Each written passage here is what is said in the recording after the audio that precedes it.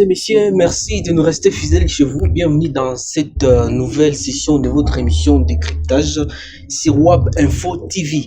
Dans cette émission, ce n'est pas une habitude, je reçois des invités que je vais vous présenter. Aujourd'hui, on va parler de sujets qui fait la une, notamment cette question de sécurité, mais aussi les contrats chinois dont l'IGF est en train d'enquêter. Dans quelques minutes, je vais vous présenter mes invités et restez connectés.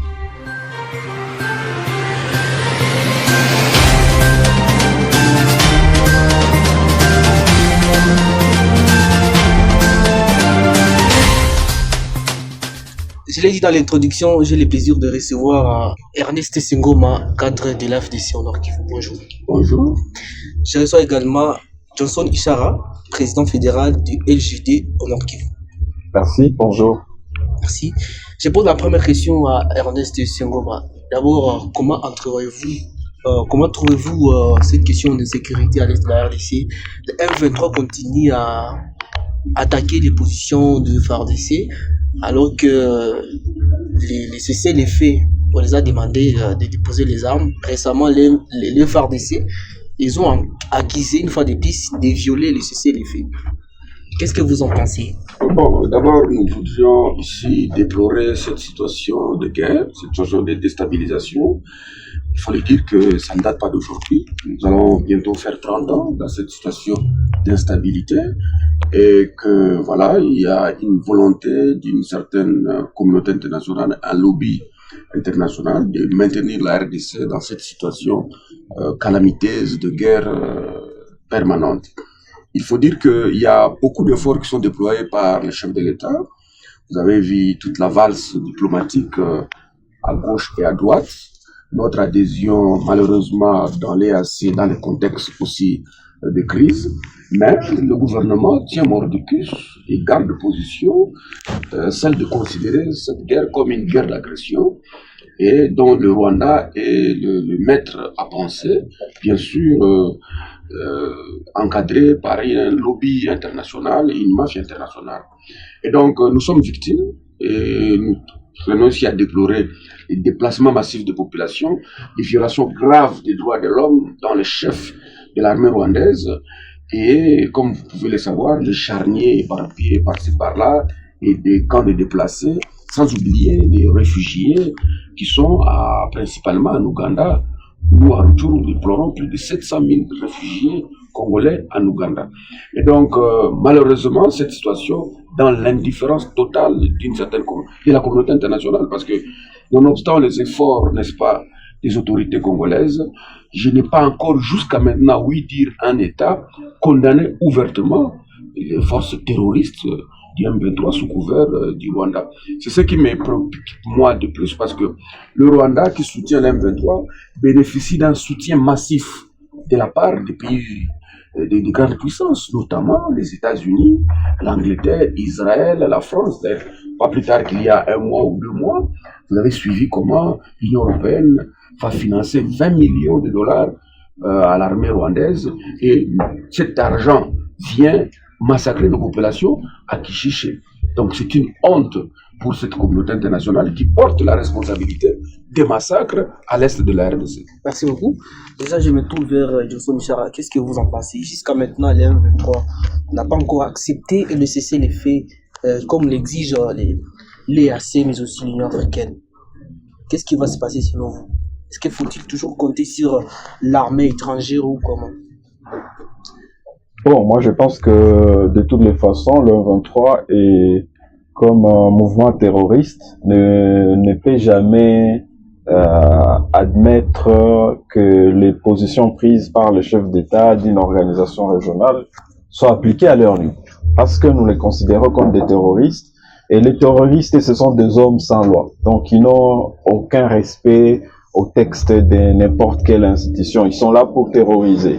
Et c'est leur mode opératoire qu'ils ont choisi. Deuxièmement, c'est que même le chef d'État qui ont pris ce genre de décisions, nulle part, à moins qu'Ernest me dise le contraire dans cette émission, nulle part, ces chefs d'État ont indexé le Rwanda comme pays agresseur. Ça n'a jamais été fait. Depuis que tous les communiqués ont commencé, nulle part on a identifié le Rwanda comme le pays qui agresse la République démocratique du Congo. Et pourtant, Nous, chaque fois que la RDC est sur la table, montre noir sur blanc que le Rwanda, le M23, c'est juste une mascarade, mais en réalité, nous nous battons avec le Rwanda. Et vous vous rappellerez dans l'histoire de cette province, au départ, quand l'état de siège, à l'époque, le général Ekenge, il avait identifié ceux qui nous ont attaqués en premier sur le colline de Mbouzi et Runyoni, avait dit que l'armée FARDC avait affaire à l'armée rwandaise au départ.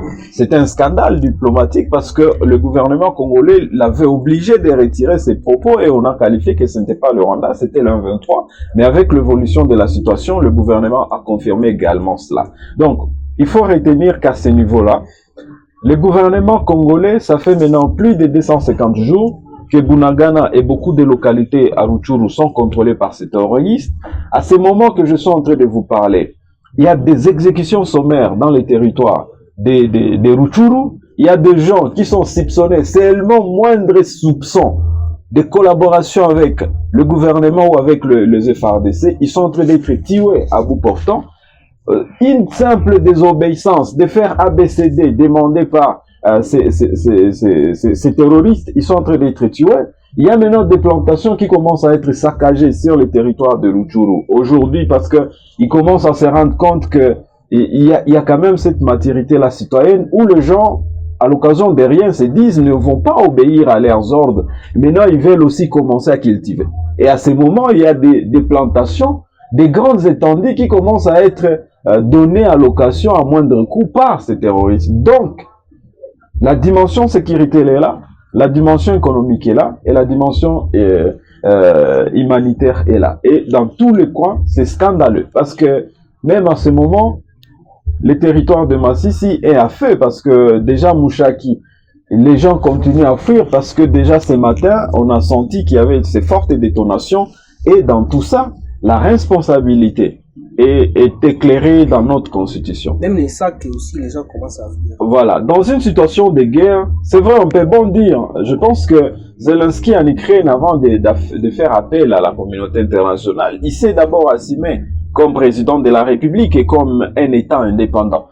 Bien que nous connaissons qu'on ne pouvait même pas s'imaginer si l'Ukraine résisterait devant la Russie. On ne pouvait même pas s'imaginer si l'Ukraine résisterait devant la Russie pendant tout ce temps. Mais ils se sont battus parce que la constitution de l'Ukraine, comme la constitution congolaise, nous donne d'abord le droit de défendre notre pays.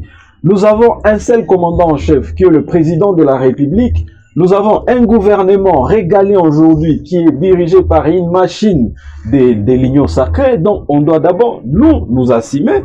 On va maintenant regarder ailleurs plus tard. Parce que si nous n'arrivons pas à nous assumer, même l'extérieur dont Ernest est en train de fustiger ne va pas nous respecter parce que les respects au fait commencent d'abord par soi. C'est l'attitude que vous prenez face à un ennemi que l'externe va décider de comment vous aider. Parce que dans les relations entre les États, qu'Ernest ne pense pas que on a le pouvoir de demander à l'Israël de ne pas coopérer avec le Rwanda. Ils sont libres. Parce que toute relation entre les États, c'est basé sur les intérêts. Bien que vous soyez en guerre contre un autre, mais s'ils pensent qu'ils ont des intérêts avec le Rwanda, ils peuvent le faire. Mais nous, à notre niveau, justement, nous devons élever ce niveau de cette guerre à une plus haute dimension. Nous avons crié. Le président est parti à la tribune des Nations Unies. Il a tout dit. Même l'opposition, nous avons salué la position du président. On nous a appelé à une mobilisation citoyenne. Nous tous là. Même nous avons appelé nos compatriotes à un sursaut patriotique pour soutenir les efforts du gouvernement. Voilà, le message est parti. De notre côté, nous devons maintenant nous assumer sur les terrains parce que ce sont nos frères qui sont en train d'être tués. Ce sont nos parents qui sont en train de mourir de faim dans les cas de déplacés aujourd'hui. Donc, il faut vraiment un plan de contingence au même moment humanitaire, au même moment sécuritaire, et au même moment économique que l'Union sacrée n'arrive pas à nous offrir. Est-ce qu'il n'y a pas une cacophonie entre les présidents rwandais et les responsables des M23? Bon, cacophonie, moi, ce sont les enfants, ils savent dans quoi ils sont. Ils savent dans quoi ils sont, sauf ceux qui ne veulent pas bien comprendre l'histoire de cette région, qui continuent à penser à une bonne foi. Et le président de la République nous avait induit en erreur en nous présentant Kagame comme son frère. Ça, c'était une erreur majeure qu'on va continuer à payer. Parce que l'histoire de cette région nous démontre noir sur blanc qu'il y a des gens pour des raisons de voisinage, qui resteront nos voisins. Mais en termes de confiance, il y a des niveaux qu'il faut vraiment limiter. Alors, s'il y a incompréhension entre eux, ça, ils sont toujours dans un même carcan qui sont en train de nous attaquer et nous avons une responsabilité de contre-attaquer pour protéger notre pays. Merci beaucoup, Johnson. Qu'est-ce que vous en pensez? Est-ce que les M23, les présidents rwandais, est-ce qu'il y a une cacophonie? Est-ce qu'ils n'ont pas accepté ou ils n'acceptent pas ce que fait leur parrain, le président rwandais?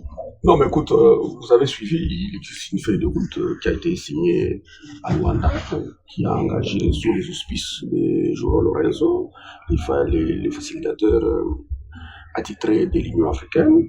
Cette feuille de route, malheureusement, nous constatons avec regret que cette feuille de route n'est pas respectée, parce qu'ils sont dans leur stratégie, celle de nous embrouiller, de nous faire passer du temps, et voilà les résultats. Donc, au même moment qu'ils signent un engagement quelconque, au même moment, ils font avancer les troupes, ils font un réarmement des troupes, ils prennent, n'est-ce pas, au dépourvu nos positions. Bon, nous sommes un gouvernement, nous devons nous comporter comme tel en respectant nos engagements. Malheureusement, nous avons des partenaires qui ne respectent pas leurs engagements. Et vous savez très bien que le gouvernement rwandais a développé un narratif assez belliqueux qui veut qu'il existerait un Rwanda précolonial qui prend en compte les Kivu. Ce sont des attitudes prédatrices dans le chef du Rwanda, et le Rwanda continue à nier alors que ça fait 30 ans. Il est venu dans les hospices, dans les escarcelles de l'AFDEL, il a soutenu les RCD, il était avec les CNDP, tout est documenté, tout est connu. Je suis d'accord avec une certaine opinion qui pense que, loin de continuer à solliciter l'appui de la communauté internationale, cet arbitrage, nous devons, les cas échéants, remettre sur la selle les FRDC. Mais sur cette question, j'aime toujours prendre une posture assez particulière et singulière, parce que on a tendance à avoir un œil très regardant sur les FRDC, oubliant que c'est l'État congolais en entièreté, n'est-ce pas, qu'il faut ragaillardir. Il faut sortir l'État congolais de la faillite. Nous sommes qualifiés aujourd'hui de failed state. C'est une réalité que je ne peux pas ignorer. Et nous pensons que nous, Union Sacrée, nous devons prendre nos responsabilités, remettre le pays sur le rail. C'est à ce niveau-là que nous pouvons faire face, n'est-ce pas, à ce genre de menaces. Est-ce que l'État congolais n'est pas resté quelque part plaintif au lieu de prendre de grandes décisions? Donc, je suis tout à fait d'accord qu'il y a une opinion qui pense cela, mais vous comprendrez que notre stratégie est simple, celle de montrer notre bonne foi à cette communauté internationale, au droit international. Nous ne sommes pas un État voyou. Le Rwanda est un État voyou. Et nous pensons que sur l'échiquier international, et petit à petit, nous sommes en train de bousculer les mines, parce que nous avons un président de la République qui a pris l'audace, un contre tous, pour pointer le mal. Et c'est pas un travail facile. Moi, je suggère que nous, Congolais, que vous soyez de l'opposition ou de la majorité, nous devons fondre nos clivages politiques pour que nous soutenions les initiatives du chef de l'État, malgré le fait que nous sommes singularisés sur le plan intérieur. Ça, il faut l'accepter, nous sommes singularisés. Mais cela remonte, n'est-ce pas, à la conférence de Berlin.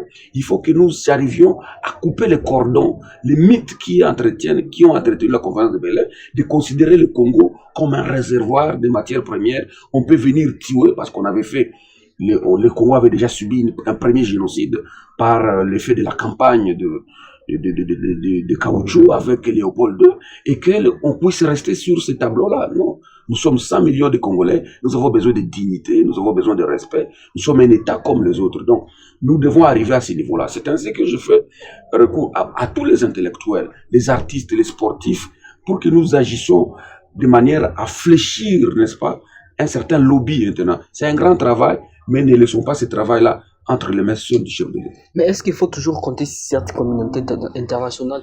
Dirais-ce qui est qualifié d'hypocrite, mais aussi de malhonnête? Non, mais ça veut dire qu'il faut que nous soyons assez clairs là-dessus. C'est que le monde aujourd'hui s'est globalisé. Parce que tant que le Rwanda bénéficiera d'un soutien massif, je dis bien, quand je dis bien les mots massifs, il faut peser les mots, 20 millions de dollars, l'armée rwandaise est soutenue à plus de 80% par l'armée américaine. Donc, il faut, d'ailleurs, moi, ici, une fois, je tiens à féliciter nos forces armées qui font face à cette menace internationale. Là, vous avez suivi il n'y a pas longtemps, c'est les renseignements français qui sont descendus sur le terrain pour soutenir l'armée et puis toute la panoplie des ONG qui pilulent ici. Tout cela, c'est pour coincer, étrangler, n'est-ce pas, la RDC. Mais ici, pour nous, dans la stratégie qui est la mienne, c'est que nous devons arriver à trancher si les États-Unis sont avec les Rwandais, n'est-ce pas, quitte à nous de tirer toutes les conséquences de ces positionnements. Les Américains, il y a plus d'unilatéralisme international. Les Américains font aussi face à une certaine opposition à l'international. Les fonds, les options, je dirais, stratégiques à ce sujet. Pourquoi ne pas laisser la responsabilité uniquement aux forces armées au lieu de compter sur les armées étrangères? Vous savez, nous avons adhéré à l'EAC et par voie de conséquences, nos problèmes deviennent aussi les leurs. Ne vous en faites pas. L'union n'est pas seulement économique, il est aussi, dans une certaine mesure, politique. L'EAC est un organisme politique. Est-ce que l'EAC n'est pas encore offensive, cette force? C'est là où je voudrais arriver. C'est que nous devons arriver à clarifier, n'est-ce pas, nos intérêts au sein de l'EAC. Et malheureusement, nous n'y sommes pas encore parce que j'ai comme l'impression qu'il existe des liens obscurs qui lient les Rwandais à tous ces États-là. Et la RDC aujourd'hui apparaît comme une charogne où les charognards veulent prendre leur morceau. Et je crois que nous devons tirer, et petit à petit, nous avons intégré nous avons nouvellement intégré cette organisation et petit à petit nous prenons les couleurs. Ça vient, nous savons à qui ce que nous avons à faire et le moment venu on va attirer les choses au clair. C'est les mêmes pays, par exemple l'Ouganda, qui sont accusés de soutenir le M23. Pourquoi compter sur ces mêmes pays qui soutiennent les... Aujourd'hui c'est une approche stratégique, donc on ne sait pas ouvrir la guerre ouvertement à tout le monde, ça serait contre-productif. Donc nous avons d'abord focalisé sur le plan stratégique sur l'adversaire rwandais. Le moment venu, on saura comment étendre le périmètre de nos ennemis. Merci beaucoup, Johnson. Vous, de votre côté, vous pensez que le gouvernement est resté beaucoup plus plaintif, pleurnichard? Qu'est-ce que vous en pensez? Est-ce qu'il faut toujours dénoncer cela ou vous avez des propositions à donner? Parce que cette guerre ne va pas se terminer quand même dans un mois, alors que nous sommes seuls contre tous. Bon, moi, ma lecture, c'est que je pense que tous les Congolais, lorsque le chef de l'État a promis qu'il allait se prononcer par rapport à la situation sécuritaire à l'Est, tout le monde, même ceux de l'Union sacrée, sont restés devant leurs écrans en train d'entendre quelle est la décision qui va être prise majeurement ce jour-là. Et la décision qui a été prise, que le chef de l'État dit, nous continuons sur la voie diplomatique, sur la voie politique, mais on ne sklie pas l'option de la guerre. Parce que ce jour-là, tout le monde savait que ça peut arriver qu'on décrète maintenant un état d'urgence ou un état de guerre et on soit maintenant dans une situation à ce niveau-là pour que, voilà, la guerre est déjà là. Et quand vous suivez maintenant ce qui se passe, moi ce qui m'inquiète, c'est quand vous suivez maintenant le discours qui vient. Quand vous êtes au Burundi, le président burundais vous dit, vous étiez en train de poser la question à Ernest, c'est sur la question de l'EAC, mais le président burundais vous dit, l'EAC va aller sécuriser la RDC jusqu'à ce que ce pays puisse avoir une armée et les services de sécurité compétents. Politiquement, ça c'est un scandale. Et à la minute même qui allait suivre, on avait demandé au Burundi de quitter le Congo. Parce que ça, c'est un manque de respect à un peuple. Et comme ça ne suffisait pas, vous pouvez comprendre que même le sommet des chefs d'État de Bujumbura, comme je l'ai dit, après avoir traité la question fondamentale, le président Félix est resté dans une réunion avec le président Kagame et dans cette réunion-là, il y a 3 autres présidents qui ont pris part à ça. Entre autres, le président ougandais Yoweri Museveni, la présidente de la Tanzanie, et qui au finish, ils ont quitté cette réunion brutalement. Brutalement, tout simplement parce que le président Félix a refusé de négocier avec le M23. Et cette réunion, c'était pour demander au président de négocier obligatoirement avec le M23. Nous avons salué cette position parce qu'on doit refuser de négocier avec les terroristes. On doit refuser de négocier avec un pays qui s'est fait passer comme s'ils veulent encore nous demander les intégrations dans l'armée pour rendre notre armée ingérable. Et le président dit non. Mais si dans cette communauté-là, on peut imposer un État à violer le principe des souverainetés, est-ce que je suis désolé d'entendre qu'Ernest pense que nos problèmes sont le problème de l'EAC? Non, le problème du Congo vont rester le problème du Congo. Que ce soit sur le plan économique, que ce soit sur le plan politique, que ce soit sur le plan sécuritaire. Parce que Nairobi n'est pas en menace comme Goma. Parce que ce soit Dar es Salaam, c'est pas en menace comme Goma aujourd'hui. Et toutes les conséquences humanitaires, on ne va pas dire que c'est ce qui se passe de ces côtés. Et ces États-là savent qu'ils ont maintenant en face d'eux un géant dont on doit être souple, à savoir quelle est notre part. Peut-être que Ernest va nous expliquer le plan de déploiement de ces contingents de l'EAC dont on a éparpillé selon les frontières. Donc moi je pense aujourd'hui que les gouvernements, pour moi en tout cas, devraient apprendre même à se taire à un moment pour bien mettre en place des stratégies. Parce que plus vous parlez, vous ne saurez même pas quand est-ce que vous avez dévoilé votre plan de guerre ou votre stratégie. Parce que vous parlez de stratégie. Quelle stratégie par exemple? On est en guerre. Moi je ne suis pas militaire, je suis civil. Mais tout ce que nous avons besoin comme civils, c'est de voir que la bataille qui a été menée à tel endroit est tombée dans la victoire des FARDC. Le président, c'est aussi une stratégie. Bon, la diplomatie, le président, si vous l'avez oublié, il y a un magazine qu'on appelle Guinness des records, a publié le président Félix en 2023 comme le président en fonction d'un pays à avoir effectué plus de visites dans l'histoire de l'humanité. Et curieusement, si cela était vrai, donc on ne pouvait pas quand même comprendre qui est tous ces voyages-là. Et au finish, Ernest se trouve dans ce langage où il est en train de vous expliquer que la communauté internationale reste en quelque sorte passive. Si ces voyages-là, si cette diplomatie était vraiment agissante, comme on a l'habitude de le dire, on n'allait même pas en crier, on allait plutôt constater que voilà, tous ces pays-là qui ont été cités par l'Union sacrée décident et citent nommément le Rwanda comme le pays qui menace la République démocratique du Congo. Et puis, même quand on parle du Rwanda, moi je n'ai jamais été d'accord qu'on devrait toujours mystifier ces pays-là. Un pays de 26 000 km² face à un pays de 2 245 409 km².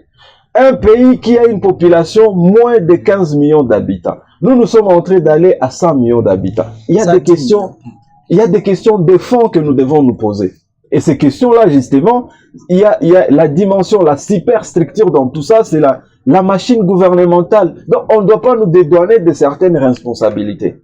C'est pourquoi moi je veux, au même moment, nous allons rester, parce que c'est notre pays qui est menacé, nous allons continuer à soutenir nos efforts internes, comme les FARDC sont en train de les faire, mais aussi on doit se dire de vérité, c'est que c'est notre gouvernement qui doit assumer ses responsabilités. On ne doit pas crier sur les pays étrangers tous les jours.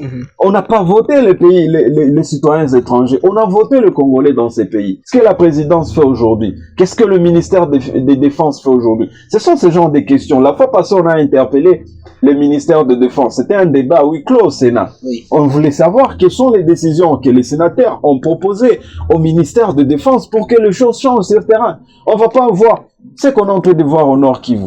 On ne comprend pas des petites défections qui sont en train de se faire tous les jours. Mais ça veut dire que l'appareil de défense a des sérieux problèmes. Parce qu'avant que ces défections s'effacent, il y a les renseignements qui devraient attraper ces gens-là. Et voilà, ce sont là des questions de fond que nous devrions continuer à nous poser au lieu de penser que la menace, elle vient de l'extérieur et l'aide viendra de l'extérieur. Non, la vraie menace pour moi vient de l'intérieur et la vraie solution doit venir de l'intérieur du pays. Merci beaucoup, Johnson. Est-ce que ce que Johnson dit n'est pas non, raisonnable? Non, mais écoute, Johnson se trompe de philosophie. Et cette guerre, il faut la définir. Elle est géostratégique et c'est une guerre économique. Peut-être que nous allons y arriver, mais je suis en train de penser, à mon humble avis, que le Rwanda en lui-même ne peut pas faire une guerre à la RDC. Il n'y a pas de tableau. Nous sommes 2 345 000. Nous avons un budget plus conséquent. Nous avons une armée plus nombreuse que l'armée du Rwanda, tout sur le papier, il n'y a pas de guerre entre nous et le Rwanda. Mais ce qu'il faut considérer, c'est que nous sommes dans une sorte de guerre par procuration. C'est-à-dire, il existe une mafia à l'international qui nous font la guerre, et c'est une guerre de chantage économique. C'est-à-dire, à un certain moment, vous savez que on a un code minier aujourd'hui qui est plus ou moins avantagé au gouvernement et au peuple congolais. Je présume qu'on est en train de faire cette guerre pour nous faire fléchir. Parce que quand vous considérez les motivations de l'agression rwandaise, elle est assise sur des motivations fallacieuses, notamment de l'FDLR, notamment des populations, tout ça, c'est du n'importe quoi. Mais le vrai danger, il est géopolitique. C'est pour lequel, je suis d'accord avec mon interlocuteur, c'est qu'à un certain niveau, nous devons prendre nos responsabilités. Par exemple, l'assainissement dans la commune de Lemba, est-ce qu'elle dépend de la guerre à l'Est? Je parlais tantôt qu'il ne faut pas singulariser seulement nos forces de défense et de sécurité. Nous devons sortir de l'effondrement des services publics. Ça aussi, ça fait partie, n'est-ce pas, des échecs que nous subissons. Donc, réveillons l'État dans tous ses arcanes, dans toutes ses composantes. C'est là où je dis que c'est à ce moment-là que nous devons, nous, à notre niveau, prendre nos responsabilités. Et la menace, elle est là. C'est une guerre de chantage économique, c'est une guerre géopolitique, parce que il est inconcevable que jusqu'à aujourd'hui, nonobstant les violations graves des droits de l'homme, ce qui s'est passé à Kichichi, nonobstant le rapport des Nations Unies, la communauté internationale, c'est qu'il y a un problème, il y a un sérieux problème.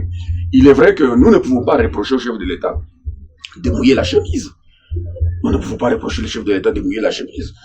Nous pouvons plutôt constater que le chef de l'État est arrivé aux affaires alors que nous n'avions pas, à proprement parler, une vocation diplomatique.